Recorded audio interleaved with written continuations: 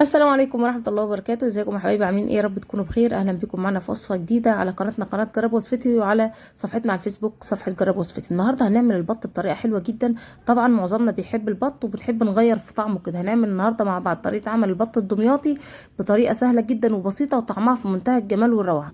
ان شاء الله هتجربي الطريقه دي، لا يمكن ابدا هتعملي طريقه غيرها، لانها حقيقي حقيقي الطريقه ممتازه، والطعم كمان بتاع البط كده بيكون طعم حلو قوي. يلا بينا نسمي الله ونبدا مع بعض كده الفيديو ونشوف جهزنا وصفه البط والحشوه بتاعه البط دي ازاي. مبدئيا كده معايا في البدايه، انا طبعا في الفيديو ده عملت معاكم المحشي وعملت كمان وصفه البط. هنبدا الاول كده نجهز مع بعض كده تسبيكه المحشي. معايا كميه حلوه كده من البصل، حطيت حله على النار، حطيت فيها شويه من الزيت، وبدات ان انا اقطع البصل.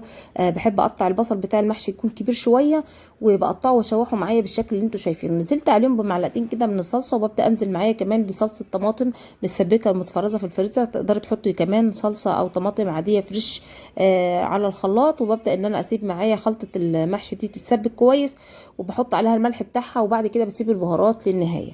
هنبدا نجهز مع بعض هنا بقى حشوه البط. معايا كده حله على النار فيها معلقه من السمن البلدي، وابدا انزل فيها بالكبد والقوانص بتاعه البط كده، اشوحها تشويحه سريعه لحد لما تنشف معايا بالشكل اللي انتم شايفينه، وتنزل كل الميه اللي فيها. في الوقت ده بكون معايا كميه حلوه كده من البصل مقطعاه تقطيعه خشنه شويه مش ناعمه، وببدا ان انا اشوح معايا البصل فيها. بحط معايا بهارات عبارة عن كمون وفلفل اسود وبهارات فراخ او بهارات لحمة، وبحط معايا كمان شوية كده من القرفة، وابدأ ان انا اقلب معايا الخلطة بالشكل اللي انتوا شايفينه لحد لما تستوي معايا تقريبا 3/4 تسوية زي ما انتم شايفين بالشكل ده. في الوقت ده ببدأ ان انا اجهز معايا البط. تقدري تحشي البط والفراخ بنفس الطريقة، الحشوه طعمها بيكون في منتهى الجمال.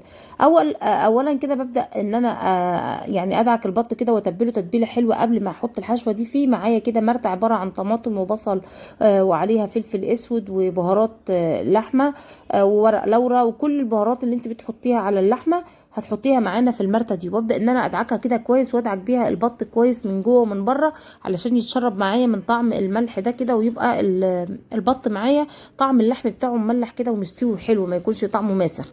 بعد كده ببدا ان انا احشيه بالحشوه اللي انتوا شايفينها دي. وببدا ان انا اكبس الحشوه فيها كده. طبعا معايا حشوه البصل مستويه هي والكبد والقوانص، فكده كده هتطلع معايا كمان من جوه، ما تخافيش، هنقفل عليها كده كويس، هتطلع معاكي مفلفله وطعمها في منتهى الجمال، مش هتتهري معاكي ابدا. هبدا ان انا اخيط بالشكل اللي انتوا شايفينه الحتت اللي هي المفتوحه من البط، علشان ما يدخلش معايا اي سوائل كتيره جوه داخل البط وتخلي معايا الحشوه طريه وطعمها مش حلو.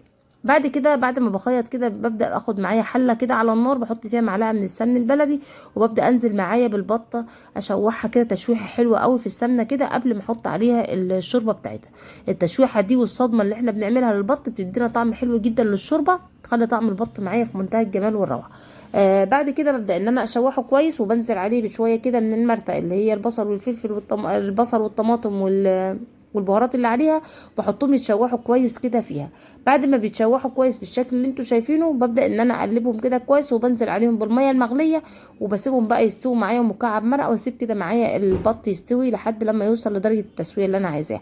في المرحله دي ببدا ان انا اجهز بقى حشوه المحشي. معايا الرز غسلاه كويس ومصفياه، بحط بقى كمون وفلفل اسود وكزبره، ولو حابه تحطي بهارات محشي حطي، ومعايا شويه كده من البابريكا، وبظبط كده الملح بتاعي، ولو معايا كمان عود نعناع ناشف بفركه معايا وبحطه معايا على خلطة المحشي. ببدأ اقلب الخلطة كده معايا كويس، بكون مجهزة معايا الخضرة متخرطة، وببدأ ان انا احط معلقة من الزيت واقلب معايا واقلب كده معايا كويس. وبعد كده ببدأ انزل معايا بالخضرة اللي انا مخرطاها ومجهزاها معايا، كزبرة وشبت وبقدونس، وابدأ ان انا اقلب الخضرة كده في النهاية في خلطة المحشي عشان تفضل ريحة الخضرة معايا حلوة وطعمها حلو.